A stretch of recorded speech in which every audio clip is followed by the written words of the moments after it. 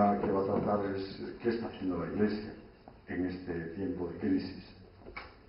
José Luis, sabéis que nació en el año 1960, es sacerdote de la Archidiócesis de Valencia, fue ordenado en el año 1983,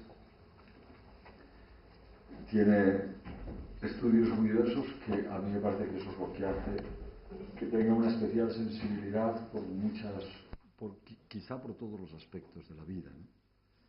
Diplomado en Enfermería Universitaria por la Facultad de Medicina de Valencia, licenciado en Ciencias Eclesiásticas por la Facultad de Teología, licenciado en Filosofía y Letras por la Universidad Autónoma de Barcelona, licenciado en Teología por la Universidad Laterana de Roma, en el Instituto Superior Juan Pablo II, cursos de doctorado y suficiente investigador en Filosofía de la Universidad Laterana de Roma, cursos de doctorado en Teología en San Dámaso de Madrid, suficiente investigadora que se le da en el año 2001 por la Universidad de Valencia en el Departamento de Teoría de la Educación, doctor en Filosofía y Ciencias de Educación por la Universidad de Valencia, próximamente doctor en Teología también, próximamente, y acreditado como profesor doctor de universidad privada y como profesor ayudante doctor, según resolución del 14 de junio de 2006, y acreditado como profesor contratado doctor, según resolución del 2008. Todos vosotros sabéis que don José Luis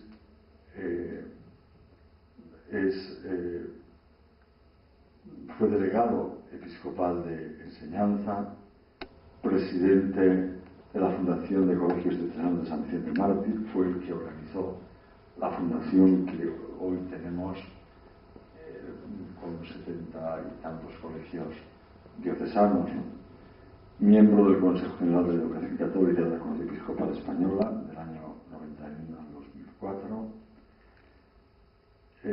profesor asociado y miembro del Departamento de Teoría de la Educación de la Universidad de Valencia, director y profesor del Instituto Superior de Ciencias Religiosas a Distancia San Agustín de la Universidad Pontificia de Comillas y ahora mismo de la Universidad o del Ateneo Universitario de San Dámaso, profesor de Teología en la Universidad Católica de Valencia, promotor y director y profesor del título de especialista universitario en Educación Sociopolítica, y en la universidad en estos momentos pues está dando varias asignaturas: antropología, persona y empresa, antropología en la Facultad de Derecho también, fundamentos de ética empresarial y relaciones empresa-sociedad. Es patrono de la Universidad Católica, fue uno de los miembros fundadores de la universidad, de los que con el cardenal Agustín García Gascó estuvo muy presente en los inicios y en los planteamientos de la universidad, profesor de máster oficial en bioética de la Universidad Católica de Valencia, es profesor de la Facultad de San Dámaso en Madrid. Sabéis que es el que ha promovido pues toda la asociación de empresarios y empresarias católicas o católicos, y ahora últimamente es capellán de Levante. Capellán de Levante. Bien, podríamos decir muchas más cosas de don José Luis, ¿no? Pero a mí me parece, yo quisiera deciros algo que desde que yo le he conocido, que hace ya muchos años que le conozco, no solamente, cuando yo no era nada, yo era un rector y vicario de Luis a hacer unos cursos que él hacía con universitarios que tuvieron yo creo que es lo único que se ha hecho en España, donde eran cursos de verano. De hecho venían grandes profesores y de todos los sitios, no solamente de España sino de otros lugares, que venían durante sus cursos a hablar a los universitarios, y hizo muchos campos universitarios, ¿no? Y aquí hizo uno, y aquí es donde yo le conozco, y desde entonces he mantenido una relación con él hasta que yo he sido después ya arzobispo de Valencia. Pero digo que de las cosas que a mí más me ha, creo que es algo que tiene su persona, es ese afán porque lo cristiano esté presente en todas las manifestaciones de la cultura, en todas, en las ciencias, en el arte, en todas las manifestaciones del arte. Y es un empeño que él ha tenido siempre.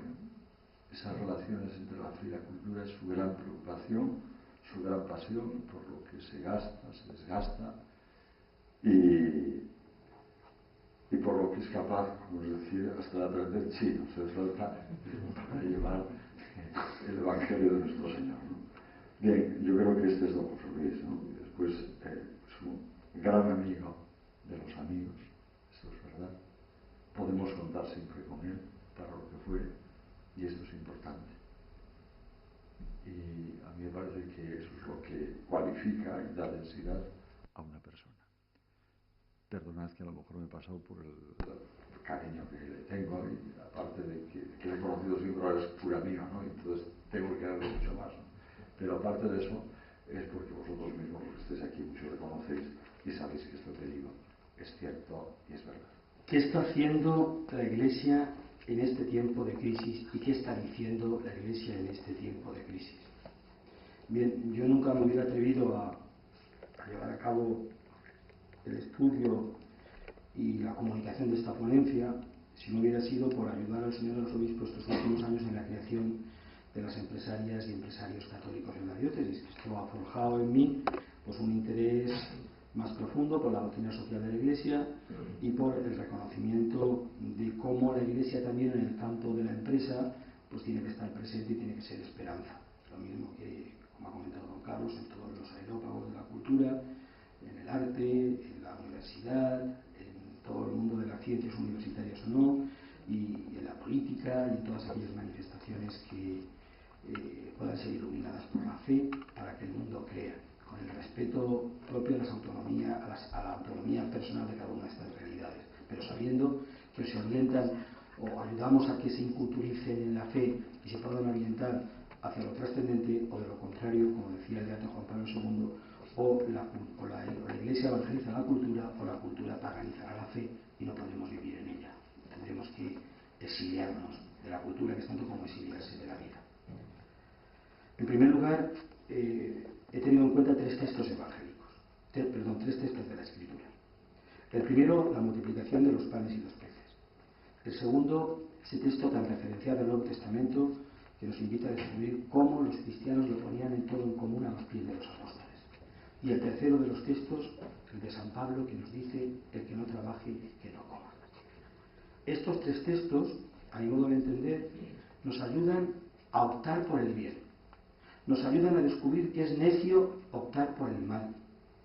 Nos hacen descubrir que el egoísmo engendra muerte y que, sin embargo, el servicio y la generosidad producen esperanza y vida.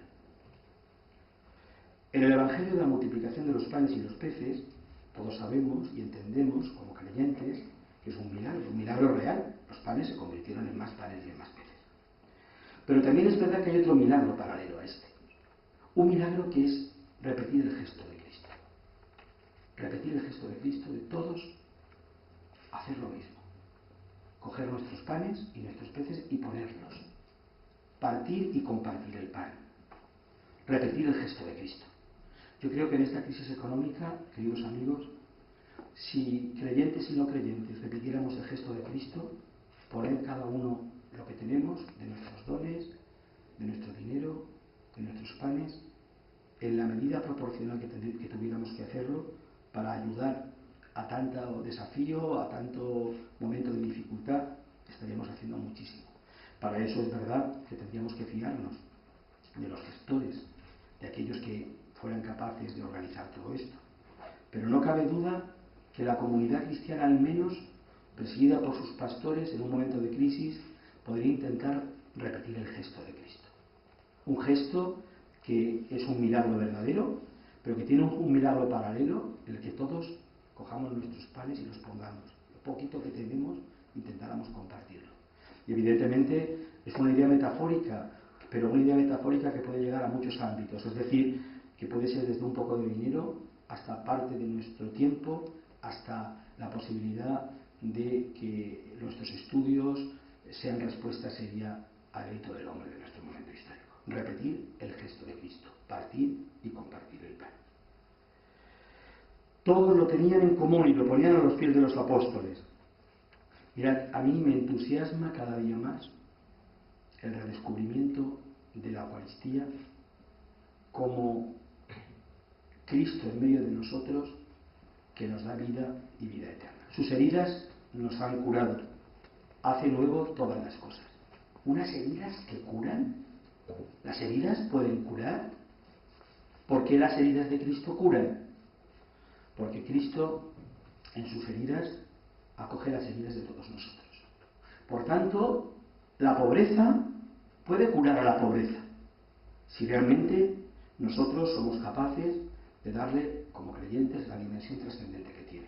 Pero también, si somos capaces a los no creyentes de ayudarles a descubrir que de lo poco puede suceder mucho.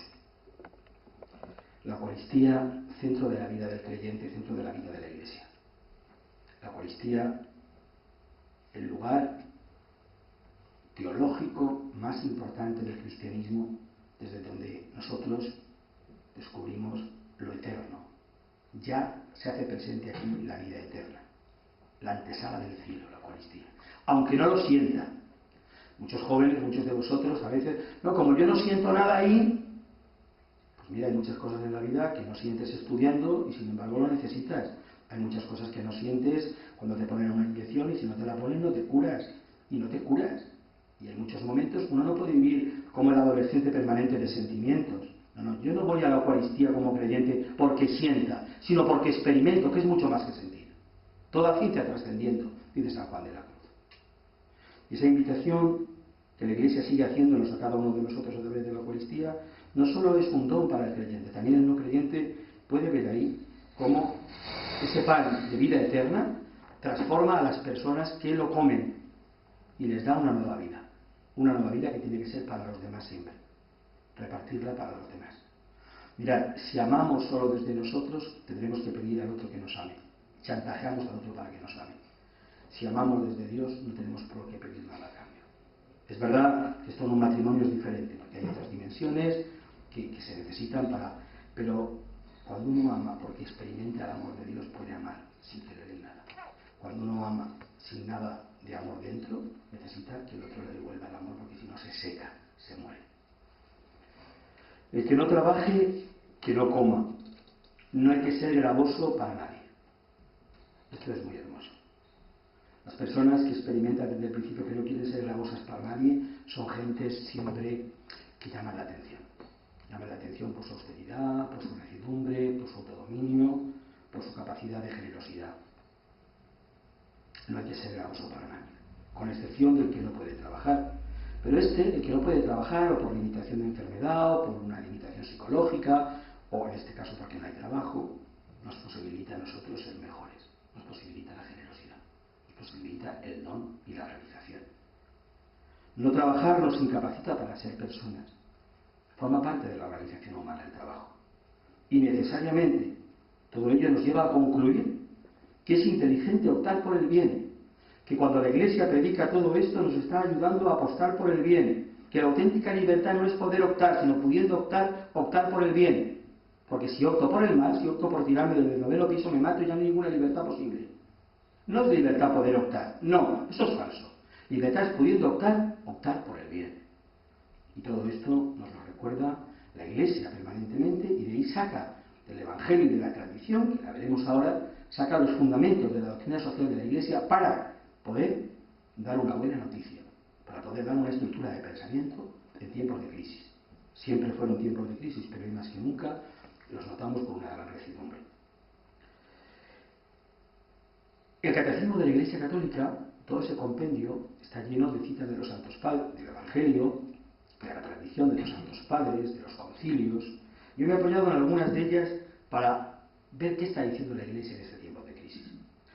En el 1883, el número 1883 del Catecismo de la Iglesia Católica, se dice: la socialización presenta también peligros. Una intervención demasiado fuerte del Estado puede amenazar la libertad y la iniciativa personal. La doctrina de la Iglesia ha elaborado principios llamando de la subsidiariedad, es decir, una estructura social de orden superior no debe inferir en la vida interna de un grupo social de orden inferior, privándolo de sus competencias, sino que más bien debe sostenerlo en caso de necesidad y ayudarle a coordinar su acción con los demás. El ser humano ha sido dotado por Dios de tal manera que cuando no nace nos quedamos a veces sin la solución del palo, porque el que tenía que darla no la da porque no ha nacido. Y cuando nace y le quitamos la personalidad de poder actuar, estamos limitando al mundo a su progreso más definitivo. Mirad, una de las cosas buenas del mercado común es que nos ha posibilitado muchas cosas. Pero una de las cosas que yo creo que tienen que repensarse es que ha quitado mucho el tema de la subsidiariedad, ha quitado mucho la soberanía de la persona. Tú ves a tu hijo que se va a caer y quieres cogerlo. En estos momentos, en todos los análisis que yo he escuchado, nacionales e internacionales, y que he participado a través del Centesimus Annus, donde soy capellán también en Valencia, pues he descubierto que los estados están muy atados en estos momentos, que están unidos a todo este proyecto y no pueden cuidar a su hijo, y no pueden devaluar su moneda, y no pueden volver a la autarquía, y no pueden, y hay cosas que son de naturaleza muy personal. Ahí cada ser humano tiene un don, es decir, ahí hay un señor que tú lo dejas en el desierto y no pasa nada, pero hay otro que lo dejas y vuelves a montar una civilización. Entonces yo entiendo con seriedad que ni un Estado supranacional ni un Estado nacional le pueden quitar a la persona sus capacidades más especiales de artista, de pensamiento, de cualquier tipo de libertad. El Estado no puede conculcar aquellos derechos que son naturales a la persona, que son ontológicos de la persona. Pero ni uno supranacional al nacional, ni el nacional a la persona misma. Y esto yo creo que hay que repensarlo. Yo creo que hay que repensarlo seriamente, lo digo de corazón, porque si no, uno dice, bueno, es verdad, puedo ser muy rico perteneciendo a esta comunidad internacional, pero si estoy tan atado que no puedo utilizar los dones más íntimos de mi persona para dar las soluciones que yo también surgen naturales y espontáneas de mí, me rompen mi propio derecho natural. Y esto yo lo he notado y lo he trabajado estos días y creo que puede dar y debe de dar mucho de sí. La soberanía de la persona, volver a ella, la soberanía del Estado y los derechos de los supraestados, pero sin quitar para nada este principio de la doctrina social de la Iglesia tan importante de la subsidiariedad, y es dejar a cada uno. Imaginaros vosotros que en Valencia los obispos hubieran querido hacer ellos todo. Pues a lo mejor no tendríamos colegios diocesanos, a lo mejor no tendríamos universidad, a lo mejor, porque lógicamente pues el que coordina, el que dirige, el que manda, el que envía o confirma, tiene que apoyar a que todos los carismas, a que todos los dones puedan ser vistos, puedan realizarse. Yo me acuerdo de niño, cuando era educador del movimiento junior, cómo me ayudó a mí a ver que cada chico teníamos que reconocer en él un don en cada educador. Uno era el presidente, otro era el que animaba, otro era la persona que tenía la capacidad de movilizar, otro era el chistoso, y cuando cada uno es reconocido en algo, todo marcha muy bien. Cuando uno siente que no tiene reconocimiento, eso es terrible, porque Dios creó y vio que era bueno. Cada uno tenemos algo bueno, algo especialmente bueno que aportar. En una reunión, tanto aparece el que habla mucho como el que no habla nada. Todos tenemos algo que aportar. Y en un cuadro, tan importante es la piedra grande como la piedra pequeña de canto. Tan importantes son las sombras como el claroscuro, como la luz. Y esto es fundamental. Parecen novedades lo que estoy diciendo, pero yo creo que es fundamental en este momento de crisis reconocer y repensar estas cosas. En el 1888, el Catecismo de la Iglesia Católica, acudiendo a pasajes del Evangelio, a la tradición de la Iglesia, dice: es preciso apelar a las capacidades espirituales y morales de la persona y a la exigencia permanente de su conversión interior para obtener cambios sociales que estén realmente a su servicio. Miren, los creyentes nos tenemos que convertir siempre, cada día es un momento de conversión. Pero ante el grito del hombre, ante la situación que veremos de pobreza espiritual, ante el relativismo, ante los cambios y situaciones de nuestro momento, que parece que vamos a pasar una temporada bastante delicada, tenemos que poner nuestras capacidades espirituales también al servicio de la transformación del mundo. La conversión del corazón. Y también aquellos que no creen, los ideales altos, ayudar de nuevo a favorecer la virtud que se le ha quitado la Carta de Ciudadanía en Europa, y que a veces, por no tener el listón alto, pues nos quedamos donde estamos. No, no, señor. Cuando la virtud es favorecida, cuando le damos Carta de Ciudadanía, nos ponemos un listón más alto, y entonces, aunque no lleguemos, sabemos que tenemos que esforzarnos. Pero si rompemos el listón, si lo quitamos, entonces nos quedamos sin ganas de hacer nada. Nos levantamos a no sé qué hora, no tenemos por qué hacer no sé qué. Eso es una barbaridad, porque no solo no nos enriquecemos como personas, nos vamos muriendo poco a poco. Mirad, es muy rápido, pero es muy bonita. En la Segunda Guerra Mundial metieron a mucha gente de la cárcel, por muchos católicos estuvieron en la cárcel sometidos por Hitler por denunciar la injusticia que estaba cometiendo Hitler, que era gravísima. Y en una celda se reunieron varias personas. Y cuando pasaron unos días, una dijo: oye, ¿y por qué nos tenemos que levantar tempranos? Aquí no tenemos nada que hacer. Empezaron a levantarse más tarde. ¿Y por qué tenemos que afeitarnos si realmente no nos visita nadie? Oye, ¿y por qué tenemos que leer y tal si realmente estamos fatal?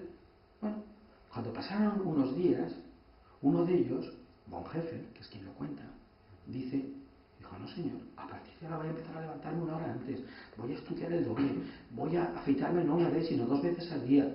Cuando terminó la guerra, la mayor parte de aquellos presos de aquella celda estaban locos, porque la degradación de la persona lleva a la locura, y él salió con una fuerza tremenda para seguir trabajando por el Evangelio. Esto es muy importante. Porque no tengáis que trabajar, porque no os hayan contratado, porque no veáis que las asignaturas os gustan, no caigamos nunca en el error terrible de la ociosidad. No caigamos nunca en el error terrible de la ociosidad. Eso nos mata, nos aniquila. En ese momento tenemos que reaccionar y decir: no señor, pues yo voy a tal, o voy a cual, voy a empezar a hacer esta cosa, o voy a hacer esta otra. Pero realmente poner nuestras capacidades espirituales al servicio de una conversión personal, o bien en un no creyente, sus ideales que sean más altos, para que favorezcan la justicia y el bien común. Dice también en la 2433 el Catecismo que el acceso al trabajo y a la profesión es para todos, enfermos y sanos. Claro, en este momento de tanto paro, qué bonito es recordar en un momento de dolor, de paro, de aniquilación del trabajo, que también los enfermos tienen derecho a ese poco de trabajo. Las sociedades humanizadas, las sociedades de valores altos, las sociedades de gran corazón, cuando hay poco, al primero que se tiene en cuenta es al que peor está. Yo creo que la Iglesia, en el Catecismo, y que algunos pastores puedan recordar en este momento que los enfermos también tienen que tener su lugar. Pues puede quedar probablemente para muchos como una tontería, y hombre, si no hay trabajo casi para nadie, ¿cómo usted habla ahora de los enfermos? Pero para las personas de profundidad y de mirada limpia y de una intelectualidad seria, ¿cuánto dice esto en una sociedad que quiere ser más humana, que quiere ser, por lo menos, si no creyente, más solidaria, porque entiende que el hombre es algo fundamental, que lo diferencia de los animales, a pesar de que Disney le ponga voz humana a los animales. En el 2436 se nos dice: la privación del trabajo a costa del desempleo es siempre para su víctima un atentado contra su dignidad y una amenaza para el equilibrio de la vida. Lo mismo. Yo lo he recogido porque digo: es verdad, no hay trabajo ahora. ¿Cómo vamos a decir esto? Pues sí, la privación. Por eso he elegido esos textos evangélicos, porque considero que de lo poco que tenemos hay que partir y compartir. De lo poco que tenemos, incluso intelectualmente, ahora lo veremos en los desafíos, ¿no? En esos desafíos que yo voy a plantear. Porque si intelectualmente estamos mal, y el relativismo y la ideología de género y otras cosas están siendo los ramplantes que van llenándolo todo, tenemos que compartir de lo poco de pensamiento que nos quede resistente para ayudar. Si realmente hay una crisis, como el señor arzobispo nos ha mostrado seriamente, de emergencia educativa, quiere decir que tenemos que ponernos las pilas como sea, y ahí no, los que estemos trabajando, pues con más intensidad si cabe, mostrar una novedad educativa que para nosotros parte del Evangelio y que nos da una dimensión, una antropología completa, que denunciaba él, la falta de una antropología completa el otro día. Si tenemos una crisis económica que probablemente ha tenido esos antecedentes en el pensamiento y en la educación, y que ha hecho de nosotros hombres con capacidad de escuela de bandidaje, y que hemos hecho el timo de la estampita, porque ¿dónde está un hombre está todo el universo? Mirad, no seamos fariseos, es decir, en el fondo, ¿cuántos chicos he acompañado yo al mundo de la política? ¿Cuántos he acompañado? ¿Cuántos? Muchos. ¿Y cuántas oportunidades han tenido para decir no a la tentación? ¿Cuántas oportunidades? Donde hay un hombre, todo un universo. Todo un universo. Yo, de pequeño, escuché una vez a una señora que me decía, cuando yo criticaba duramente a un etarra que había hecho un asesinato, me dijo: padre, en la vida de un hombre hay toda una historia muy grande. Y hay que saber contemplarla. Es verdad que hay que denunciar el hecho, pero luego, cuando está la persona concreta, hay que ver qué ha habido en su historia y qué ha habido en mi historia. ¿Quién he tenido yo y quién ha tenido él? A lo mejor, si hubiera estado en su circunstancia, pues sería grave en mi vida. Es verdad que no tengo que con eso justificar otro, todo lo contrario, pero sí que tengo que ser bondadoso, tierno, comprensivo con aquello que me cuesta. Ya sabéis que yo soy poco bondadoso y comprensivo, soy más bien seco y duro, pero en la raíz de mi corazón quiero ser esto, quiero ser esto. Y me gustaría que esto fuera un don para la Iglesia, el poder proclamarlo, el poder decir que los enfermos tienen su lugar, que no se puede privar del trabajo en estos momentos a nadie, al menos de ese trabajo que los creyentes tenemos. Yo creo que, como en los grandes momentos de guerra, en los grandes momentos de conflicto, ahora la Iglesia Católica tiene una oportunidad que viene a dar un testimonio ferviente, sobre todo quitándose ese egoísmo personal que todos tenemos ahora por guardar, porque no nos pase nada, y partir y compartir lo poco o mucho que cada uno de nosotros tenga. El Vaticano II, el Laudato et Spes, que es muy conocido por todos ustedes, nos habla de esos desafíos y de esos gozos y de esas esperanzas en las que el hombre se movía en el siglo XX y ahora, por supuesto, en el siglo XXI. Yo he preparado, he visto unos desafíos que me parece que son importantísimos, ¿no? El primero, desafío a una antropología que no quiere ser completa. Mirad, lo físico, lo intelectual y lo religioso, ese trípode está en todo ser humano. Incluso puede haber personas que ellas digan que no son religiosas, pero tienen los grandes interrogantes de toda la humanidad encima. ¿Quién soy yo? ¿De qué pasta estoy hecho? ¿Qué va a ser de mí? ¿Qué hay detrás de la muerte? ¿Hay vida perdurable? No la hay. Eso es una dimensión religiosa. La necesidad de descubrimiento del hombre, de que es un ser con una novedad permanente. No hay ningún otro ser de la creación que sea novedad permanente. Y nadie puede ser novedad permanente si no tiene un creador. Mira, la física moderna dice que para que haya un creador, para que hipotéticamente pudiera un creador, tiene que haber creación, como señalaban estudios algunos padres también, y yo lo digo muchas veces, es novo y es nilo. Esto es una idea de Julián Marías muy bonita. Y es que si en el diccionario miran ustedes, y las voces del diccionario sobre creación, verán que la primera de ellas es de la nada. Y luego podemos crear en sentido figurado un sistema político, una innovación en el arte, porque repetirla ya no es crear, y por eso el arte, cuando se repite, es cromático, ya no gusta, y porque es la innovación lo que hay, la investigación en el arte. Bien, pues crear de la nada solo puede crear Dios. Y el hombre, si es único y irrepetible, cuidado, cada hombre es único y irrepetible, quiere decir que no todo viene de la genética, de sus padres, sus abuelos, ni del medio ambiente. Quiere decir que hay algo es nuevo y es nilo, y de la nada. Esto es fundamental. La teoría de la creación de la Iglesia es la de más alto contenido intelectual, así lo afirman los grandes intelectuales, incluso no creyentes. Yo voy recogiendo, un día os lo daré, lo iré a comentar con el señor Africo, voy recogiendo científicos de todo el mundo del más alto nivel, igual que hay no creyentes, hay muchísimos católicos, premios Nobel, cómo redescubren el sentido de la vida, cómo se dan cuenta que la teoría de la creación es la de más alto nivel. Habéis oído a don Esteban, a don Carlos, a mucha gente de... Nosotros podemos crear los seres humanos pueden crear una botella, pueden embotellarla, pueden crear una botella, pueden crear un vaso, pero un vaso, una copa no puede crear otra copa, porque no tiene capacidad para crearla. Solamente alguien con inteligencia y libertad ha podido crear al hombre. Y en la materia no hay inteligencia ni hay libertad. Necesariamente tiene que haber un ser superior que haya creado esa inteligencia y libertad, porque él la tenga. Sin ella no se puede dar. Y por tanto, la búsqueda de esa antropología completa, al menos tiene que tener un gran respeto todo el mundo por esta antropología completa, porque es de un altísimo nivel y que tiene siglos de estudio, no solamente siglos de estudio cogiéndose desde Aristóteles, Platón, es decir, no solamente con toda la filosofía clásica, sino todo el medievo, es un estudio tremendo sobre esto, ¿no? Pues ya el personalismo, bueno, que ha visto todo el tema kantiano, todo el tema de Husserl, Heidegger, cómo han ido trabajando todo esto en España, muy especialmente pues Ortega y Marías, ¿no? Yo os invito a que seáis capaces de descubrir que detrás de esta antropología completa que la Iglesia dice hay muchísimo, una barbaridad de intelectuales, de científicos, de gente al máximo nivel, y que muchas veces nos quedamos con la última cosa de prensa que sale porque hay gente que tiene una potencia económica y de medios de comunicación que aplasta nuestra capacidad de potencial de proyección de las cosas. Pero no porque aplaste de momento quiere decir que no se vaya a mantener un pensamiento.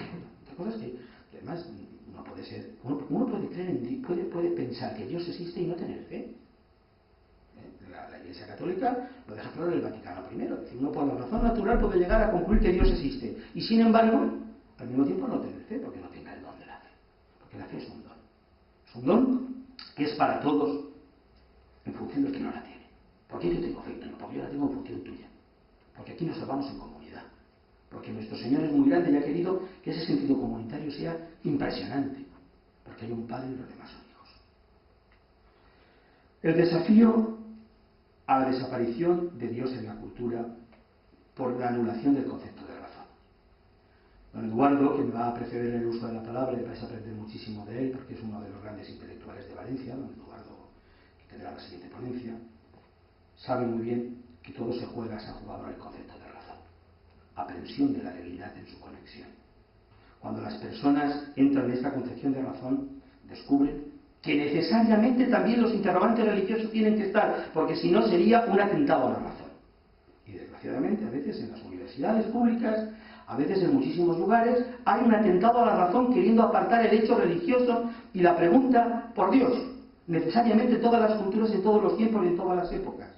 Y esto es un desafío tremendo que tenemos nosotros delante de nosotros.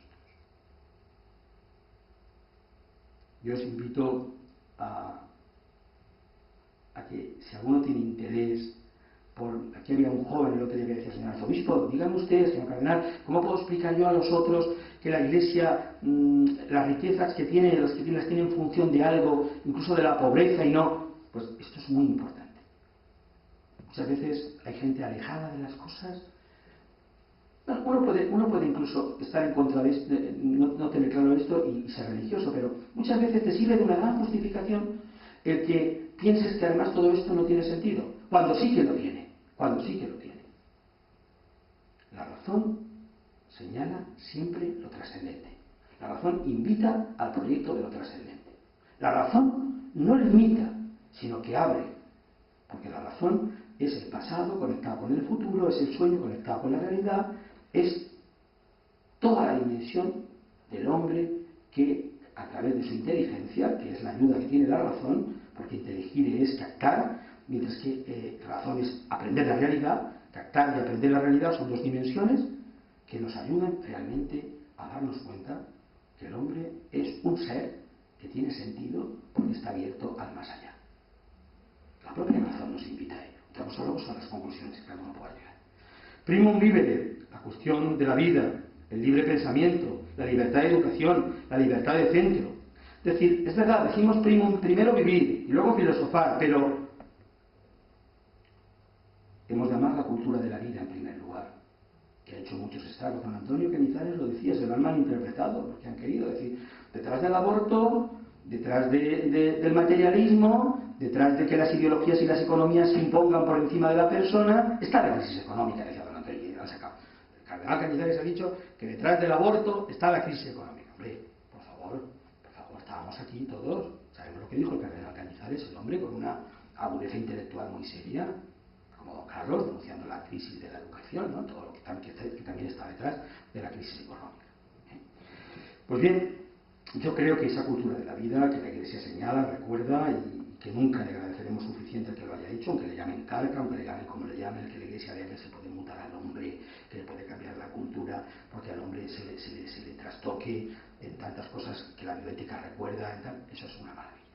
Que no lo hagan los demás, pero nosotros tenemos que hacerlo. Recordar permanentemente la importancia de que el hombre siga progresando como hombre y no que se transmute.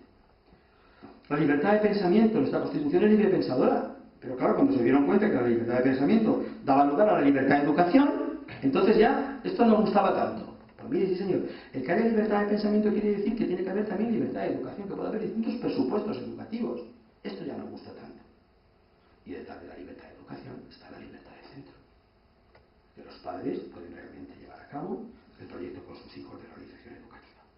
Todo esto son fundamentos de esta crisis y desafíos que nos lleva al desafío profundo del relativismo, que yo no voy a entrar mucho porque se ha hablado bastante estos días.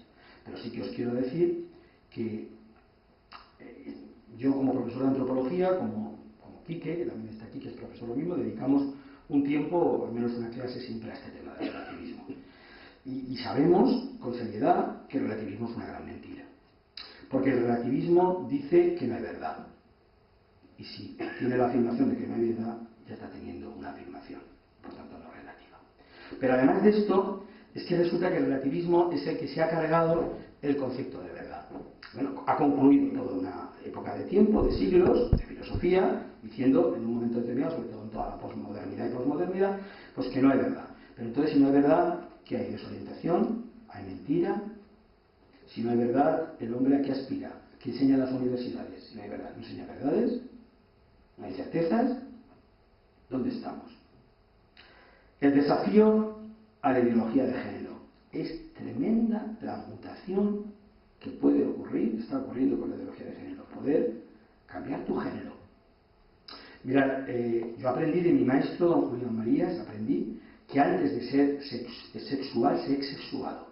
Antes de ser sexual, se es sexual. Se es hombre y se es mujer. Aunque una de las dos personas pueda tener una tendencia incluso homosexual, la tragedia vendrá justamente porque uno es hombre y otro es mujer. Y el símbolo de hombre reclama el símbolo de mujer y el de mujer reclama el símbolo de hombre como tal. Por eso, si no, no habría tragedia de ningún tipo, no habría problema. No habría ningún problema. El no tener la capacidad de darnos cuenta de que muchas veces el deseo no puede estar por encima de la realidad. En estos momentos el deseo está por encima de la realidad. La película Casanova, la ley del deseo, es un retrato, claro, el deseo está por encima de la realidad. Y la realidad nunca puede estar por debajo de nada, ni siquiera de la razón. O la razón explica la realidad, o la razón se convierte en irracional. Esto es la crítica kantiana. O la razón explica la realidad, o la razón se convierte en irracional.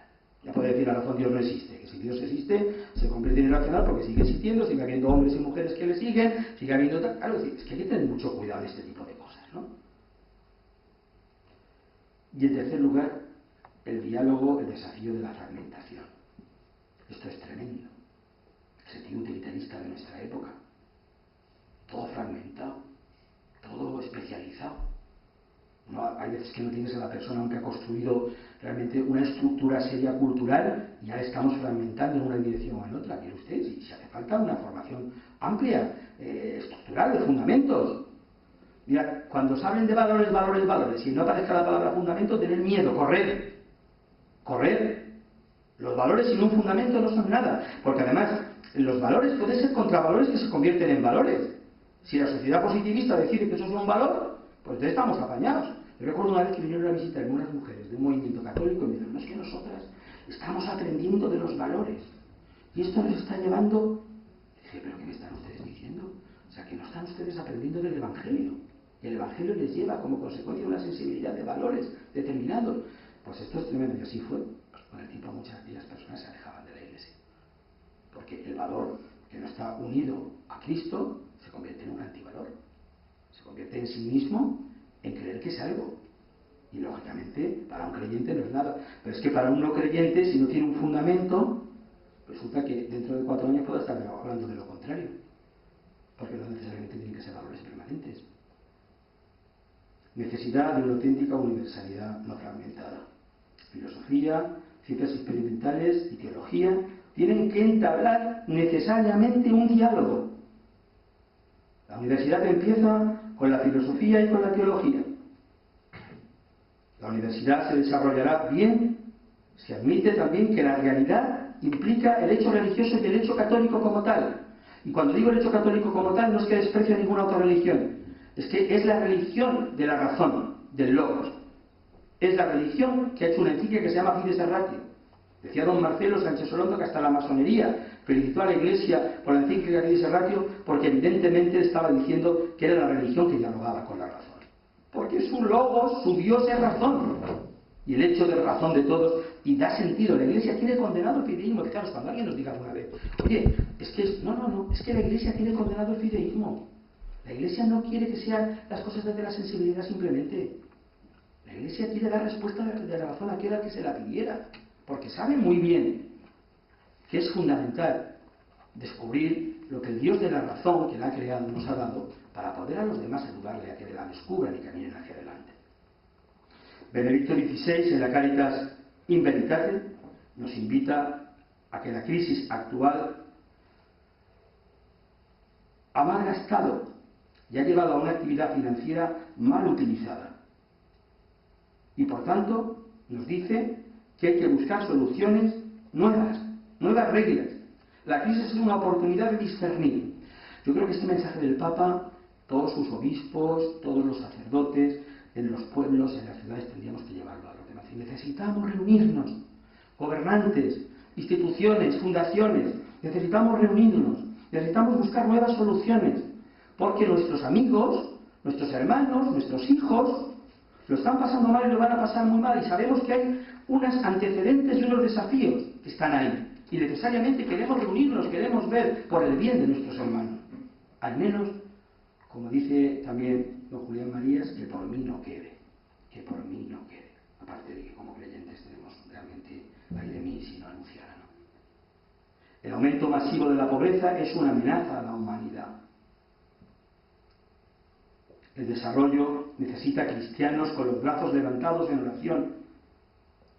Necesita hombres y mujeres que den sentido espiritual y que luchen, no por ellos, sino por los demás. Una de las causas que han perdido a muchos políticos cristianos jóvenes ha sido que en un momento determinado se han dedicado a luchar por ellos, por su estatus, por sus cargos. Y el martirio de tener que abandonar la política por una temporada, o el martirio de tener que decir no llego, no voy a decir eso, no voy a hacer eso, aunque no me voten, no lo han hecho. Y por tanto, luego se incapacitan para poder volver o para poder tener un mensaje limpio. La Espesalvi nos recuerda en el número 26, el hombre es redimido por el amor. Salir del egoísmo, sufrir por el otro. El hombre es redimido por el amor, no por la economía, no por las ciencias, no por el progreso entendido así, que es importante y queremos el progreso, sino redimido por el amor. Uno lo puede tener todo y no tener nada, nada. Acordaros cómo Madre Teresa de Calcuta empezó a abrir casas en los países más desarrollados, Suecia, Dinamarca, porque las otras pobrezas que ella llamaba, pobrezas de tristeza, pobrezas de falta de sentido, pobrezas de no tener norte. Hay gente que no solamente no sabe qué hacer el curso siguiente, sino no sabe qué hacer en toda su vida. En palabras de nuestro arzobispo, hay quienes siempre vagabundo y no pasa a ser peregrino. El vagabundo no tiene referencia, no sabe a dónde va. El peregrino sabe dónde está Santiago, sabe dónde está Roma, sabe dónde está el Santo Sepulcro de Jerusalén. Hay que ser peregrino. Es más, te puedes equivocar en el peregrinaje, pero desde ese peregrinaje puedes saltar a otra cosa. Desde el etéreo no puedes saltar a ningún sitio. Necesariamente tenemos que ser peregrinos.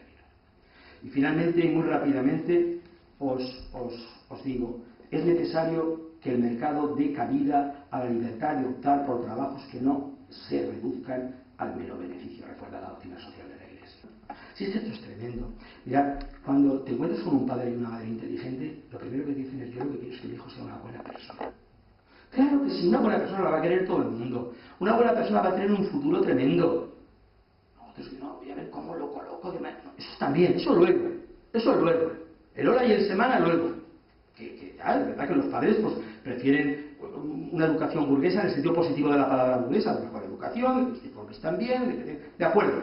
Pero primero la bondad. Mirad, cuando eliges un amigo, si tenéis la posibilidad de elegir, porque a veces te atrapa el amor antes y no sabes lo que hacer ya.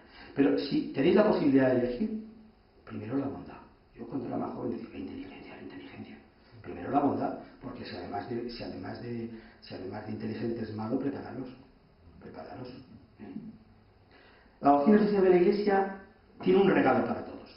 Tiene el regalo de la búsqueda del bien común y lo concreta en 4 cosas que solo voy a enumerar, pero que las conocéis todos. La subsidiariedad, que ya lo he explicado, respetar al pequeño, al mediano, para que lo que Dios le ha dado lo pueda desarrollar, porque si no se quedan muchísimas cosas buenas en el tintero que nunca saldrían. La solidaridad, ser para el otro, la solidaridad, ser para el otro. La participación, cada hombre es un don y cada hombre tiene una capacidad enorme para realizar a la humanidad. Y el destino universal de los bienes. Todo hombre tiene que tener la posibilidad de gozar de los bienes y su uso común. Es un derecho natural inscrito en la naturaleza del hombre. Los bienes universales como el trabajo, como la comida, eso no es comunista, es todo lo contrario, es muy cristiano. Es muy cristiano. Es decir, Santo Tomás llega a decir que si un padre no tiene para darle de comer a sus hijos y lo ha intentado todo, puede incluso cogerlos para que no mueran. Ya habéis visto que no he dicho robarlos, cogerlos, luego los paga cuando puede, ¿no? Pero si llega ese momento. Por tanto, todo ello nos lleva a concluir. El gesto de Cristo repetido es fundamental en este momento. Partir y compartir el pan. Y en la Eucaristía los creyentes descubrimos el motor de nuestra historia. Los católicos que os lo creáis, por favor, si podéis ir a misa todos los días. La misa no es un rito externo sin más. La misa es la posibilidad de que Cristo, que ha muerto en la cruz, me siga redimiendo, porque la actualización de la Eucaristía es la repetición de esa muerte de Cristo para darme vida y vida eterna. Eso me lo puedo creer o no me lo puedo creer. Pero si entiendo que alguien que habla así se lo ha creído, por lo menos tengo que acercarme a ver qué pasa ahí.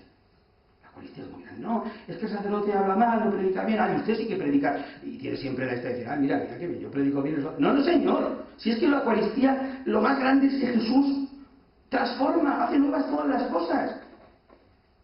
Hace una transformación de tu vida. Tú no lo notas, no se trata de sentirlo, se trata de experimentarlo después. Da igual que hable mal, da igual. A lo mejor todavía. A lo mejor te quedas en lo que toca. Hombre, eso no quita que haya que predicar, a lo mejor no se puede. El gesto de Cristo de multiplicar el pan es necesario hoy. Es necesario más que nunca. Este Evangelio tiene que ser recorrido tiene que universalizarlo la Iglesia, muy especialmente en este momento. Trabajar es necesario para sentirse parte de la humanidad y hermano de todos. Yo no puedo decir, oye, no lo puedo decir, desde un joven hasta un más mayor, no, oye, resulta que como yo tengo dinero, yo no voy a trabajar. Mira, no, Mónico, cuando tú te has levantado esta mañana, las calles estaban puestas, tu ropa alguien la fabrica, la leche de vaca que te has tomado alguien la ha ordeñado. Tú no puedes hacerlo todo aunque tengas dinero, tú tienes que formar parte de esa comunidad universal y tienes que dar lo que puedas de ti mismo. Por experimentar justamente que todos caminamos hacia adelante. De lo contrario, eres un parásito de la sociedad. Eres gravoso para la sociedad. Te conviertes en algo, de cosas que no puedas. Entonces nos convertimos nosotros, te convertimos en una alegría porque podemos ayudarte. Pero si puedes estudiar, si puedes leer, si puedes trabajar. Piensa que hay gente que está en un andamio 8 horas todo el día y que tú eres estudiante, a lo mejor no estás haciendo nada. No hay derecho. No hay derecho porque tú tengas esa opción. El concepto de razón nos lleva a Dios. El concepto de razón nos abre a la dimensión trascendente. El concepto de razón, la aprehensión de la realidad en su conexión, hace que nos planteemos que una diseñadora está planteando hacer un traje. El traje no lo ve, no ha acabado todavía, pero lo tiene en su mente. Nosotros podemos plantearnos la vida eterna, aunque no la veamos. Puede estar en nuestro corazón. Tenemos derecho legítimo desde la razón a plantear la vida perdurable, a descubrir la realidad de Dios. Espiritualidad y virtud nos capacitan. El creyente desde la espiritualidad, el no creyente desde la virtud. Tenemos que saber que eso nos capacita para nosotros y para un mundo nuevo. Los desafíos del relativismo, la fragmentación y la ideología de género tienen que orientarse para salir de esta crisis de humanidad tan terrible que han hecho posible. Cuánto dolor detrás de estos conceptos, cuánto dolor. Cuántas personas por no sufrir se separan y luego sufren más. Por no sufrir abortan y luego sufren terriblemente. Por no sufrir no estudian y luego se capacitan para la vida. Por no sufrir, ay, es que yo sufro de no estudiar. Pues chico, estudia y no sufras tanto. Haz lo que puedas, haz lo que puedas. Ponernos a pensar al tiempo que socorremos la situación. Primero, siempre la Iglesia ha dicho, primero socorrer, porque el hermano, pero convoquémonos a pensar. Tendría que haber convocatoria. ¿Por qué tiene que hacer esto el 15M? Que en el fondo a todos nos ha gustado. Que se reuniera, aunque no nos ha gustado ni el estilo, ni la manera, pero ¿por qué no nos ponemos? O sea, está la sociedad pasándolo tan mal y no hay convocatorias de ponernos a pensar. Pues como ha hecho el arzobispo con la diócesis, el itinerario de renovación pastoral, pero la sociedad, ¿qué podemos hacer? Ya sería bonito solamente ese hecho. Dar cabida a hombres que no solo busquen dinero en la empresa. Hay que apostar, lo mismo que gente que tiene una vocación, si auténticamente es vocación, no necesariamente tiene que ser por ganar, aunque haya que ganar para mantener la empresa y para realizarse. Pero esto de ver al empresario como el nuevo mamón, el dios del dinero, el nuevo mamón, pues ha creado mamonazos. Claro, ha creado una situación, pues donde estamos, ¿no? Los principios de la doctrina social de la Iglesia, grandes recomendaciones, grandes recomendaciones. Es un tesoro que tiene la humanidad y que no conoce. Y por último, levantar las manos al Señor y decirle, a partir de ahora nosotros seremos tus brazos. Después de la Guerra Mundial, en un pueblecito alemán cerca de Múnich, entró toda la comunidad parroquial, especialmente los jóvenes, con el párroco a ver qué había pasado, estaba todo destruido. Y el Cristo había quedado allí al fondo. Y vieron que los brazos estaban quemados.